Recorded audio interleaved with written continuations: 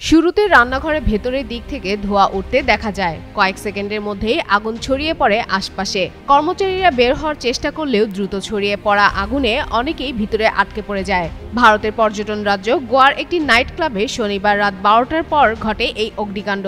দমকল কর্মীরা রাতভর চেষ্টা চালিয়ে রোববার ভোরের দিকে আগুন নিয়ন্ত্রণ আনতে সক্ষম হন। রাজ্য পুলিশের পক্ষ থেকে জানানো হয়েছে, ঘটনাস্থল থেকে এ পর্যন্ত 23 জনের মরদেহ উদ্ধার করা হয়েছে। অধিকাংশই মরদেহ পাওয়া গেছে রান্নাঘর ও তার পাশের অংশ থেকে। পুলিশের ধারণা, নিহতদের বড় অংশই ক্লাবের কর্মচারী। এছাড়া 3 থেকে 4 জন পর্যটকেরও মরদেহ উদ্ধার করা হয়েছে, যাদের পরিচয় এখনও নিশ্চিত নয়। রাজ্য পুলিশের মহাপরিচালক জানান, আগুন মূলত রান্নাঘর এবং প্রথম তলায় সীমাবদ্ধ ছিল। এই ঘটনার পর শোক প্রকাশ করেছেন গোয়ার মুখ্যমন্ত্রী প্রমোদ সাওয়ন্ত। তিনি এক বিবৃতিতে বলেন, প্রাণহানির এই ঘটনা গোয়ার জন্য অত্যন্ত দুঃখজনক।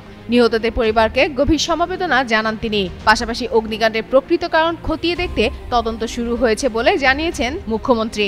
আশ্বস্ত করেন যে যাদের অবহেলার কারণে এ দুর্ঘটনা ঘটেছে তাদের বিরুদ্ধে যথাযথ ব্যবস্থা নেওয়া হবে।